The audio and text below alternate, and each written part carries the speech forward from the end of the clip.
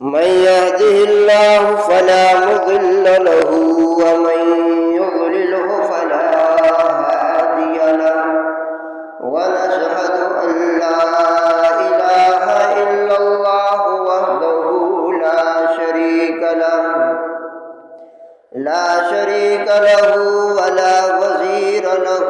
ولا مشير له ولا مثل له ولا مثال له ونشهد أن سيدنا وسندنا وحبيبنا ونبينا وشفيعنا ومولانا محمدا عبده ورسوله أرسله بالحق بشيرا ونذيرا وداعيا إلى الله بإذنه وسراجا منيرا صلى الله عليه وعلى آله وأصحابه وبارك وسلم تسليما كثيرا أما بعد فأعوذ بالله من الشيطان الرجيم بسم الله الرحمن الرحيم قال الله تبارك وتعالى في القرآن المجيد إنما يخشى الله من عباده العلماء وقال النبي صلى الله عليه وسلم اتقوا زلة العالم ولا تقطعوه وانتظروا فاءته صدق الله وصدق رسوله النبي الكريم ونحن على ذلك لمن الشاهدين والشاكرين والحمد لله رب العالمين. إلهي عبدك العاصي أتاك مقر بالذنوب فقد دعاك فإن تغفر فأنت لذاك أهل وإن تطرد فمن يرحم سواك. یا الہی گر کرم تو کرے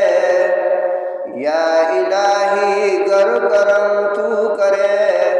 وہ بات دے زباں کو جو دل پہ اثر کرے. ان اللہ و ملائکتہ یصلون علی النبی یا ایہا الذین آمنوا صلوا علیہ وسلموا تسلیما. اللهم صل على محمد وعلى آل محمد كما صليت على إبراهيم وعلى آل إبراهيم إنك حميد مجيد. اللهم بارك على محمد وعلى آل محمد كما باركت على إبراهيم وعلى آل إبراهيم إنك حميد مجيد. محترم واجب الاحترام قابل صد تکریم برادران اسلام، محترم دوستوں اور بزرگوں، خالق ارض و سماع کا فضل و احسان ہوا، اس ذات نے صحت و عافیت اور ایمان کی دولت کے ساتھ جمعہ کا یہ مبارک دن نصیب فرمایا اور ایک اہم فریضہ کی ادائیگی کا موقع عطا کیا. یہ محض اس ذات کا فضل و احسان ہے. جسے چاہے در پہ بلا لے، جسے چاہے در سے دھتکار دے. سعادت مند ہے وہ لوگ جنہیں بار بار رب کے سامنے سجدہ شکر کی توفیق عطا ہوتی ہے. بد نصیب ہیں وہ لوگ جو اس نعمت سے محروم ہو کر رب کے در سے دتکار دیے جائیں۔ اللہ سے دعا فرمائیں کہ اللہ بار بار اپنے سامنے سجدہ شکر کی توفیق نصیب فرمائے۔ میرے دوستوں اور بزرگوں، یہ دنیا کی زندگی عارضی زندگی ہے اور اس کے اندر جتنی چیزیں ہیں یہ تمام عارضی ہے۔ اصل چیز، باقی رہنے والی چیز اعمال صالحہ ہے اور آخرت کی زندگی ہے۔ لہٰذا اعمال صالحہ اگر بندے کے پاس موجود ہے تو وہ ہمیشہ باقی رہنے والی زندگی میں پرسکون رہے گا۔ اگر اس نے اس دنیا کے اندر اعمال صالحہ نہ کیے تو وہ ہمیشہ والی زندگی میں نامراد اور مصیبتوں پریشانیوں میں رہے گا۔ تو لہٰذا اہل علم فرماتے ہیں کہ جب تک سانس ہے چانس ہے، سانس ختم تو چانس ختم۔ جب تک یہ زندگی ہے، یہ سانس آ جا رہے ہیں، ہمارے پاس وقت ہے کہ اعمال صالحہ زیادہ سے زیادہ کر کے اپنی آخرت کی زندگی کے لیے کچھ نہ کچھ توشہ کر لیں، وگرنہ جب یہ زندگی ختم ہو گئی تو پھر وہ اعمال کا سلسلہ ختم ہو جائے گا، پھر موقع نہیں ملے گا۔ تو بہرحال میرے دوستوں اور بزرگوں، آپ کے سامنے قرآن کریم میں سے ایک آیات کریمہ اور ایک حدیث شریف پڑھی گئی۔ اس حدیث شریف میں ایک خاص بات کی طرف اشارہ کیا گیا۔ موجودہ دور میں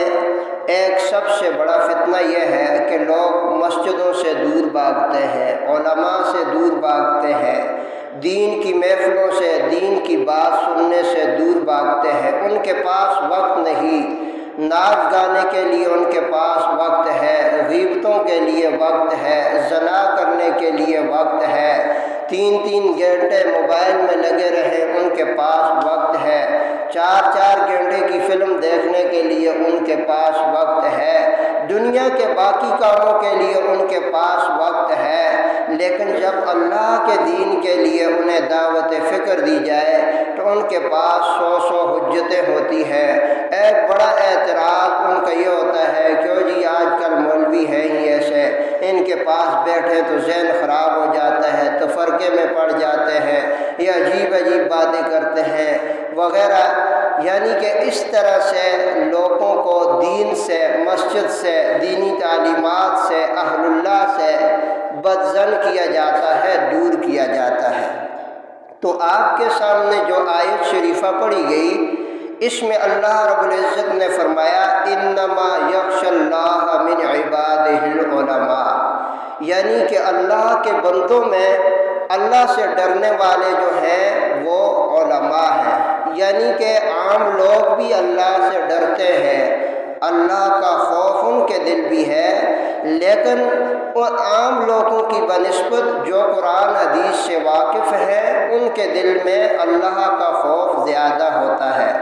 اب یہ بات میں نے نہیں کہی، اللہ تعالیٰ نے قرآن پاک میں کہی۔ بہت سے لوگ اس کو جھٹلا دیتے ہیں، تو پھر یا یوں کہیں کہ معاذ اللہ، اللہ غلط کہہ رہے ہیں، ہم ٹھیک ہیں۔ تو اگر کوئی بندہ ایسا کہے کہ اللہ غلط فرما رہے ہیں، میں ٹھیک ہوں، تو آپ خود اندازہ لگائیں وہ شخص کون ہو سکتا ہے۔ جب اللہ نے کہہ دیا ہے سورہ فاطر کے اندر قرآن کریم میں انما یخشی اللہ من عبادہ العلماء،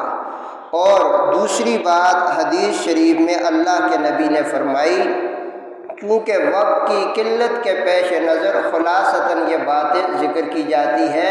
تشریح دینی محفل میں بیٹھ کر، علماء کے پاس بیٹھ کر ان آیات و حدیث کی سننی چاہیے، تاکہ یہ جو فتنہ ہے موجودہ دور کے اندر کہ لوگوں کو علماء کے خلاف ابھارنا، بدظن کرنا، توقیر و توہین کرنا، تحقیر کرنا، یہ عام طور پر لوگوں کے اندر، خصوصی طور پر نوجوان نسل کے اندر یہ بہت عام ہوتا جا رہا ہے۔ اسی وجہ سے ان کو مسجد میں بیٹھنے کی، نماز پڑھنے کی، دین کی بات سننے کی توفیق نہیں ملتی۔ بنیادی وجہ یہی ہے کہ یہ لوگ اہل اللہ کی تحقیر کرتے ہیں، توہین کرتے ہیں۔ تو بہرحال حدیث شریف میں فرمایا کہ اتقوا ذلت العالم ولا تقطعوہ وانتظروا فیأتہ۔ یہ حدیث شریف حضرت عمر بن عوف مزنی سے منقول ہے۔ انہوں نے رسول اللہ سے یہ حدیث شریف نقل کی ہے، اگرچہ سند کے اعتبار سے ضعیف ہے لیکن مضمون کے اعتبار سے، معنی کے اعتبار سے تمام امت کے اہل علم نے اس کو قبول کیا۔ اس حدیث شریف میں فرمایا کہ عالم کی لغزش سے بچو اور اس سے قطع تعلق مت ہو، اس کے واپس لوٹ آنے کا انتظار کرو۔ یہ اللہ کے نبی نے فرمایا۔ عالم اس شخص کو کہا جاتا ہے کہ جو دین کا علم، قرآن کا علم، فقہ کا علم اس نے کسی مستند جگہ سے حاصل کیا ہو تو ایسے شخص کو عالم کہا جاتا ہے۔ تو اس حدیث شریف کے پہلے جملے میں فرمایا اتقوا ذلت العالم، عالم کی لغزش سے بچو۔ مطلب اس کا یہ ہے کہ کوئی عالم، آپ کو پتہ ہے کہ یہ بندہ عالم ہے لیکن اس کے باوجود یہ کسی گناہ میں، غلط کام میں، غلط عمل میں مبتلا ہے، تو اللہ کے نبی نے فرمایا کہ اگر وہ غلط کام میں مبتلا ہے تم تو وہ کام نہ کرو۔ اگر کوئی عالم دین کسی غلط کام میں مبتلا ہے، برے عمل میں ہے، تو اللہ کے نبی نے فرمایا کہ تم اس لغزش سے بچو۔ یہ نہ کہو کہ وہ جو کر رہا ہے اتنا بڑا عالم ہے، اس نے ایسا کیا ہے۔ تو اللہ کے نبی نے حدیث کے پہلے جملے میں لوگوں کے اس استدلال کا رد فرمایا کہ اتقوا ذلت العالم، عالم کی لغزش سے بچو، اس کو دیکھ کر تم بھی اس گناہ میں مبتلا نہ ہو۔ اگر وہ عالم ہونے کے باوجود کسی غلطی میں، گناہ میں مبتلا ہے تو تم ایسا نہ کرو۔ عام طور پر ہمارے ہاں یہ باتیں اکثر آپ سنتے رہتے ہیں کہ کسی کو کسی اچھے کام کی دعوت دی جائے تو اس کا جواب ہوتا ہے کہ وہ بھی عالم ہے جی، اتنا بڑا بندہ ہے، اتنا بڑا عالم ہے، وہ جو ایسا کرتا ہے۔ تو اللہ کے نبی نے حدیث کے پہلے جملے میں اس استدلال کا رد فرمایا، اس بات کی جڑ کاٹ دی کہ اگر وہ غلط کر رہا ہے تم ایسا نہ کرو۔ اگر وہ عالم جہنم میں کود رہا ہے، کیا تم بھی جہنم میں کودو گے؟ وہ غلط راستے پہ جا رہا ہے، تم بھی غلط راستے میں جاؤ گے؟ فرمایا ایسا نہ کرو، اور فرمایا اس گناہ کے کام میں اس عالم کے اتباع نہ کرو۔ ہاں یہ بات ضروری ہے کہ آپ کو معلوم ہے کہ وہ عالم سچا صحیح عالم ہے، اس کے عمل کا اتباع نہ کرو، اس کے قول کا اتباع کرو۔ یعنی اگر آپ اس سے کہو کہ حضرت جی آپ یہ جو کام کر رہے ہو یہ جائز ہے یا ناجائز ہے، اگر وہ صحیح پکا عالم ہوا،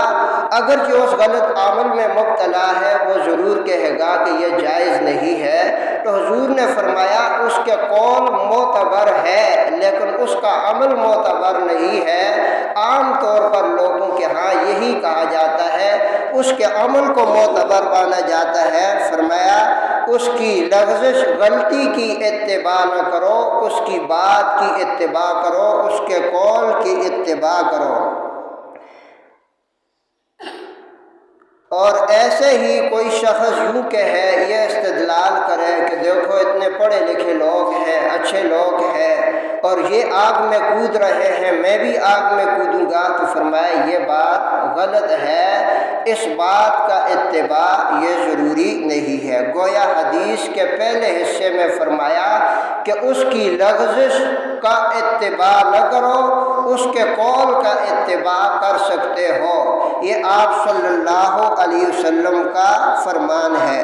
اور دوسری بات حدیث کے اگلے حصے میں یہ فرمایا کہ وَلَا تَقْطَعُوهُ، اس سے قطع تعلق مت ہو، یعنی کہ اس کے اس برے عمل کی وجہ سے اس سے بدگمان نہ ہو۔ عام طور پر لوگ اس سے فوراً قطع تعلق ہو جاتے ہیں، بدگمان ہو جاتے ہیں، حتیٰ کہ اس کی توہین کرنے پر، تحقیر کرنے پر بدنام کرنے پر جو ہے اتر آتے ہیں، اور اس حدیث شریف کے اندر اس دوسرے عمل کی تردید کی گئی کہ اس سے قطع تعلق نہ کرو، اس کو بدنام اور تحقیر نہ کرو، اگرچہ اس نے یہ جو عمل کیا ہے قرآن و سنت کے مخالف ہے، تب بھی تمہارے لیے جائز نہیں کہ تم فوراً اس سے بدگمان ہو جاؤ، اس کو بدنام کرو، اس کی تحقیر کرو۔ فرمایا ایسا مت کرو، کیونکہ وجہ یہ ہے کہ وہ جو عالم ہے وہ بھی انسان ہے، آسمان سے اترا ہوا وہ فرشتہ نہیں ہے، وہ بھی تمہاری ہی طرح جس مٹی اور گوشت سے تم بنے ہو وہ بھی اسی مٹی اور گوشت سے بنے ہوئے ہیں، اور جیسے تمہارے دل کے اندر جذبات خیالات آتے ہیں اس کے دل کے اندر بھی وہی جذبات و خیالات آتے ہیں، جیسے تمہارے ساتھ نفس لگا ہوا ہے وہی نفس اس کے پاس بھی ہے، جیسے تمہارے پیچھے شیطان لگا ہوا ہے اس کے پیچھے بھی شیطان لگا ہوا ہے، نہ وہ گناہوں سے معصوم ہے نہ ہی وہ پیغمبر ہے، بلکہ وہ تمہاری ہی طرح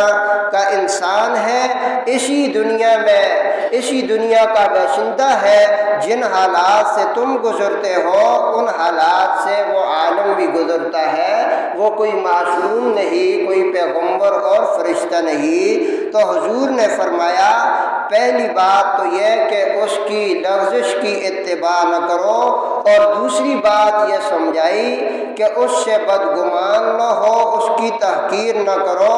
بشری تقاضوں کے مطابق اس سے بھی گناہ ہو سکتے ہیں، غلطی ہو سکتی ہے، لہذا اس عالم کی اس غلطی کی وجہ سے اس سے قطع تعلق ہو کر اس کی تحقیر نہ کرو، کسی نہ کسی وقت ضرور وہ واپس لوٹ آئے گا، کیونکہ اس کے پاس صحیح قرآن و حدیث کا علم ہے، وہ اپنی اس لغزش پہ نادم ہو کر واپس آ ہی جائے گا۔ اور دوسری بات یہ سمجھائی اس سے بہتر عمل یہ ہے کہ تم اس کے لیے دعا کرو، اس سے تمہیں دو فائدے ہوں گے۔ ایک فائدہ تو یہ ہوگا کہ جب تم دعا کرو گے، دعا عبادت ہے، اور عبادت کیا ہے؟ یہ قابل اجر اور ثواب ہے، دعا ایک اہم عبادت ہے، ایک تو تمہیں اس عبادت کا ثواب ملے گا، اور دوسری بات یہ ہے کہ تم نے جب دعا کی، اگر تمہاری دعا قبول ہو گئی اور اس دعا کی برکت سے وہ عالم اپنی اس لغزش سے واپس آ گیا، تو آئندہ زندگی میں وہ جتنے اچھے کام کرے گا، جتنے نیکیوں کے کام کرے گا، اس کا ثواب تمہارے نامہ اعمال میں ہوگا، یعنی اس کو بھی ملے گا، اور تمہاری دعا کی وجہ سے وہ واپس اپنی غلطی سے نادم ہو کر صحیح راستے پہ آ گیا، تو فرمایا تمہیں دو ثواب، دوہرا اجر، ایک تو عبادت کا، اور دوسرا اس کے بعد وہ عالم جتنے اچھے کام کرے گا اس میں تمہارا پورا اجر ہوگا۔ تو حدیث کے دوسرے جملے کے اندر یہ واضح فرما دیا کہ اسے بدنام نہ کرو، تحقیر نہ کرو۔ عام طور پر یوں ہی کہا جاتا ہے بڑے عالم بنے پھرتے ہیں، یہ ٹوپی پگڑی والے، یہ مدرسے والے، یہ ایسے ہیں، یہ فلاں ہیں، یعنی فوراً اس کی تحقیر کرتے ہیں۔ یہ بات ہمارا دین اس بات کی ترغیب نہیں دیتا بلکہ اس سے منع کرتا ہے۔ اور اس کے علاوہ حضرت تھانوی رحمۃ اللہ تعالی نے فرماتے ہیں کہ عالم کو خود چاہیے کہ وہ اس لغزش سے بچے، جس کو اللہ نے علم دیا ہے وہ کوشش کرے باعمل عالم بنے، لیکن اگر اس سے کوئی بے عملی ہو جائے تو فرمایا پھر بھی تمہارے لیے ضروری ہے کہ اس کی توہین نہ کرو، کیونکہ اللہ نے اس کو تم پر درجہ عطا کیا ہے علم کی وجہ سے۔ یعنی ایک تو عام ہر انسان برابر ہے، لیکن اللہ نے اسے یہ شرف عطا کیا، قرآن حدیث فقہ کا علم دیا، تو اس علم کی وجہ سے وہ تم سے اللہ نے اس کو درجہ عطا کیا ہے، لہذا اس درجے کی وجہ سے تمہارے اوپر ضروری ہے کہ اس کا احترام کرو، اگرچہ اس سے کوئی ایسا غلط برا کام ہو رہا ہے تو تمہارے اوپر یہ ضروری نہیں کہ اس کی تحقیر کرو، بلکہ تم پر ضروری ہے کہ اس کی اس لغزش کو تم تم وہ لغزشیں نہ کرو، اور فرمایا اس کی تحقیر نہ کرو، اس کی پھر بھی قدر کرو۔ اور اس پر قرآن کریم کی یہ آیت بطور دلیل کے ہے کہ وَإِن جَاهَدَاكَ عَلَىٰ أَن تُشْرِكَ بِي مَا لَيْسَ لَكَ بِهِ عِلْمٌ فَلَا تُطِعْهُمَا وَصَاحِبْهُمَا فِي الدُّنْيَا مَعْرُوفًا۔ فرمایا جیسے تمہارے والدین ہیں، اگر وہ مشرک ہیں، کافر ہیں، فرمایا کفر و شرک میں تم اپنے والدین کی بات نہیں مانو، ان کی پیروی نہ کریں۔ اگر وہ تمہیں کسی گناہ یا برائی کا کہیں، فرمایا تم پر ضروری ہے کہ وہ اس برائی کفر و شرک میں ان کی پیروی نہ کرو۔ فلا تطعهما، لیکن فرمایا وصاحبهما فی الدنیا معروفا، اللہ نے ان کو تمہارا والدین بنایا ہے، اگرچہ وہ مشرک کافر ہیں، لیکن والدین ہونے کی وجہ سے اللہ نے ان کو شرف و درجہ عطا کیا ہے، لہذا تم پر ضروری ہے کفر و شرک میں ان کی پیروی نہ کرو، لیکن جو ہے ماں باپ ہونے کی وجہ سے وہ درجے میں تم سے بلند ہے، لہذا ان کا ادب و احترام تم پر ضروری ہے، جیسے عالم کا احترام ضروری ہے اگرچہ وہ گناہ میں مبتلا ہے، لیکن قرآن حدیث فقہ کا علم رکھنے کی وجہ سے وہ درجے میں بلند ہے۔ جس طرح ماں باپ کو اللہ نے تم پر درجہ عطا کیا، اگرچہ وہ کافر مشرک ہے لیکن ہیں تو تمہارے والدین، تم پر وہ درجہ رکھتے ہیں، ان کا احترام ضروری ہے، تو ایسے ہی فرمایا عالم کا احترام بھی ضروری ہے اگرچہ وہ لغزش میں مبتلا ہو۔ حضرت تھانوی رحمہ اللہ فرماتے ہیں کہ نرا علم کوئی چیز نہیں جب تک اس کے ساتھ عمل نہ ہو، لیکن حضرت تھانوی فرماتے ہیں کہ میرا عام معمول یہ ہے کہ جب میرے پاس کوئی عالم دین آتا ہے اور مجھے 100% اس بات کا علم ہوتا ہے کہ فلاں عالم دین کسی غلط کام میں مبتلا ہے، کوئی غلط عمل میں مبتلا ہے، لیکن فرمایا وہ عالم جب میرے پاس آتا ہے، حضرت تھانوی رحمہ اللہ فرماتے ہیں کہ میں اس کے علم کی وجہ سے اس کا ادب و احترام اور عزت کرتا ہوں۔ اور میرے دوستوں اور بزرگوں، حضرت تھانوی کوئی عام آدمی نہیں ہے، بہت بڑے اللہ کے بزرگ اور بہت سی کتابوں کے مصنف ہیں، تو وہ فرما رہے ہیں کہ میرے پاس جب کوئی ایسا عالم دین آتا ہے، مجھے اس کے بارے میں یہ علم ہے کہ وہ بندہ، وہ عالم اپنے اصل راستے سے ہٹ چکا ہے، لیکن اس کے باوجود میں اس کے علم کی وجہ سے اس کا ادب و احترام کرتا ہوں، لہٰذا تم پر بھی ضروری ہے فرمایا کہ اس کے علم اور قرآن و حدیث کی سمجھ کی بنا پر اس کا ادب و احترام کرو اور اس کے لیے دعا کرو کہ وہ جس گناہ یا برائی کی مصیبت میں مبتلا ہے، اللہ اس کو اس سے نجات دے، وہ ضرور فرمایا جلد اس سے واپس آئے گا۔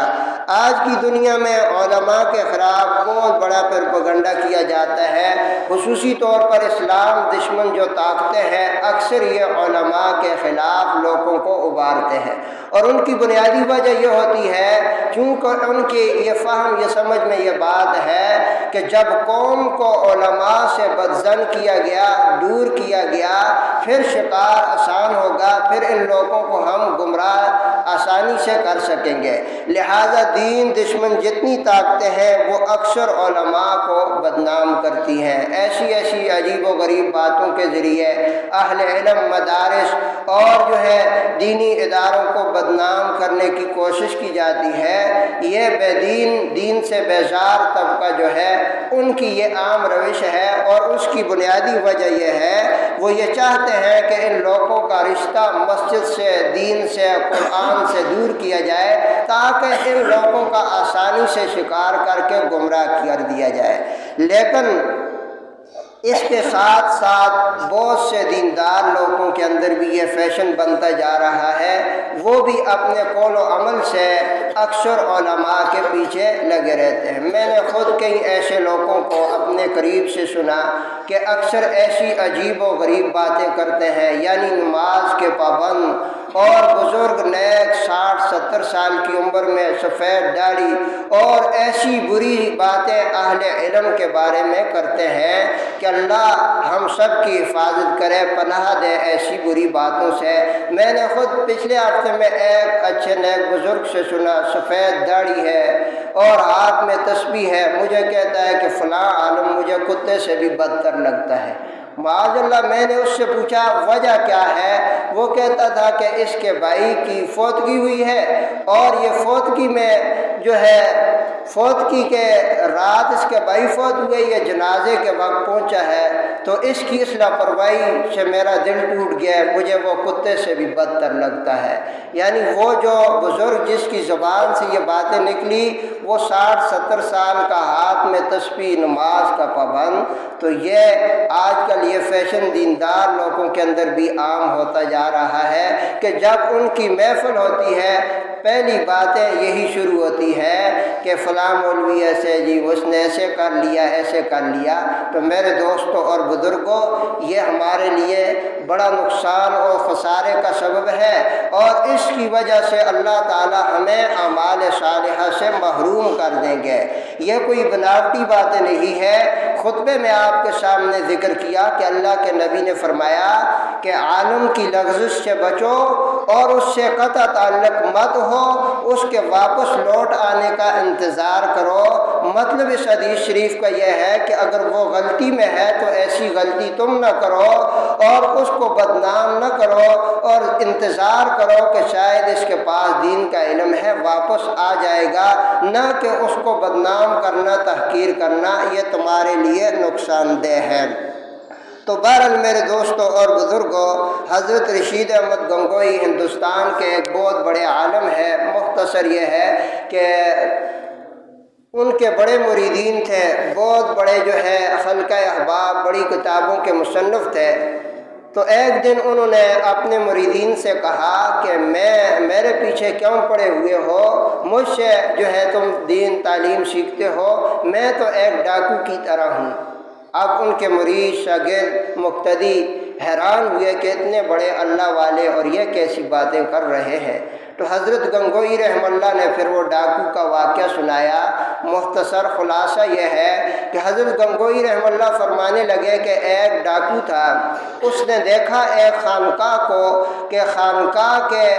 آس پاس تانتا لگا ہوا ہے، لوگ نذرانے لے کر آ رہے ہیں، ہدیے، تحفے، پیر صاحب کے کوئی ہاتھ چوم رہے ہیں، کوئی پاؤں چوم رہے ہیں۔ اب اس ڈاکو نے سوچا یہاں بڑی دولت ہوگی اور جا کر اس کا اندازہ کرتا ہوں، رات کو یہاں ڈاکہ ڈالوں گا کیونکہ بڑا مال دولت یہاں آیا ہوگا، لوگ پیر صاحب کے لیے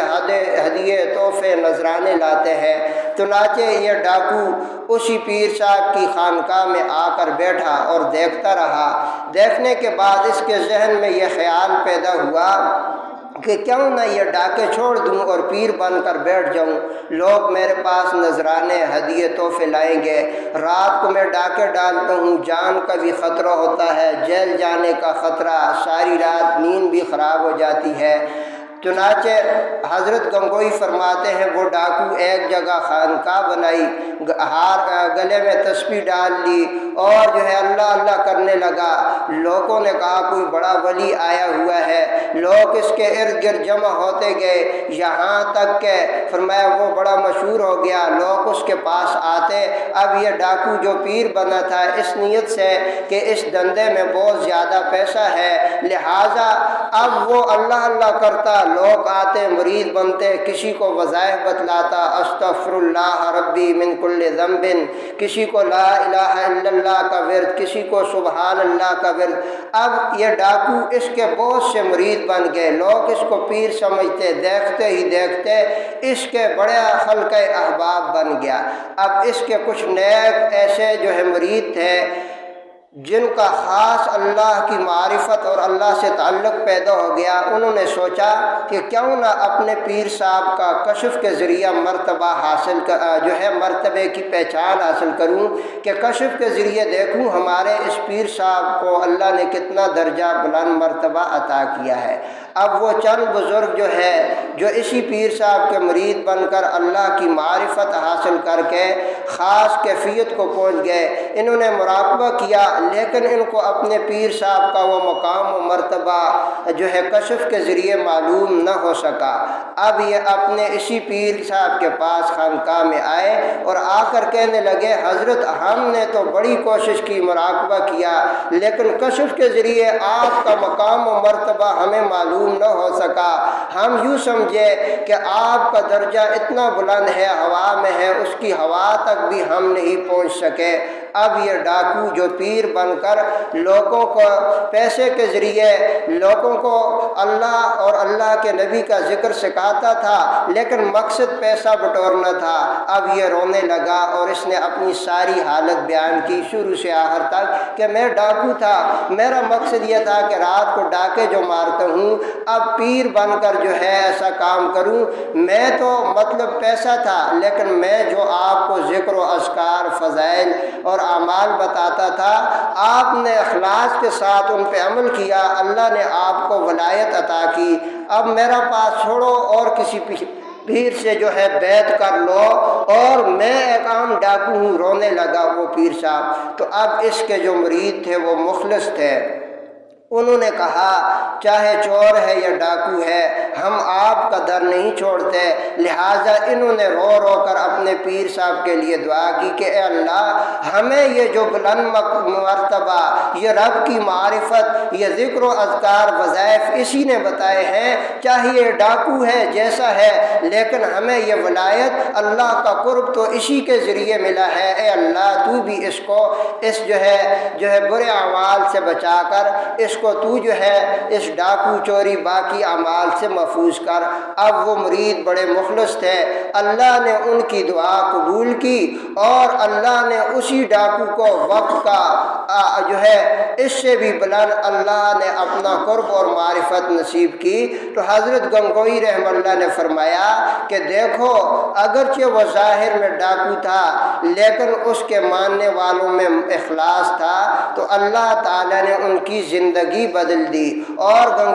گنگوئی رحمہ اللہ نے فرمایا کہ میرا بھی یہ اعمال یہی ہے کہ میں اگرچہ کچھ نہیں ہوں، آپ کو وظائف و اعمال بتا رہا ہوں، اگر تم اخلاص کے ساتھ اس پہ چلتے رہے تو تمہیں اللہ کبھی محروم نہیں کرے گا۔ تو لہٰذا جو خطبے میں آیت پڑھی، اس میں اللہ کے نبی نے فرمایا اتقوا زلۃ العالم، عالم کی لغزش سے بچو۔ اگر کسی عالم کے اندر تمہیں قصور معلوم ہوتا ہے تو تم وہ قصور، وہ برا عمل نہ کرو، وقتعوہ، اس سے قطع تعلق نہ کرو، اس کی تحقیر و بدگمانی نہ کرو، وانتظروا، انتظار کرو کہ اللہ تعالیٰ اس کو واپس اچھے عمل کی طرف علم کی وجہ سے واپس لے آئیں گے۔ لیکن اگر تم نے تحقیر کی، تم نے توہین کی، تم برباد ہو جاؤ گے۔ لہذا میرے دوستوں اور بزرگوں، خصوصی طور پر نوجوان نسل اس فتنے میں مبتلا ہے کہ اکثر ان کی زبانوں سے علماء کی تحقیر ہوتی ہے۔ اپنے آپ کو بچائیے، آپ سے اس کہنے سے کسی عالم کا کچھ نہیں بگڑتا، لیکن آپ کی زندگی برباد ہو جائے گی، آخرت برباد ہو جائے گی، اعمال صالحہ سے محروم ہو جاؤ گے۔ یہ کوئی بناوٹی باتیں نہیں ہیں۔ آپ قرآن و حدیث کو ترجمے سے پڑھو تو آپ اسی نتیجے خلاصے پہ پہنچو گے کہ دین سے دوری، اہل اللہ کی مجالس سے دوری کی بنیادی وجہ یہی ہے کہ لوگ اہل علم کی تحقیر کرتے ہیں۔ اللہ تعالی ہمیں صحیح معنوں میں اہل اللہ کی قدر کرنے کی توفیق عطا فرمائے۔ سنت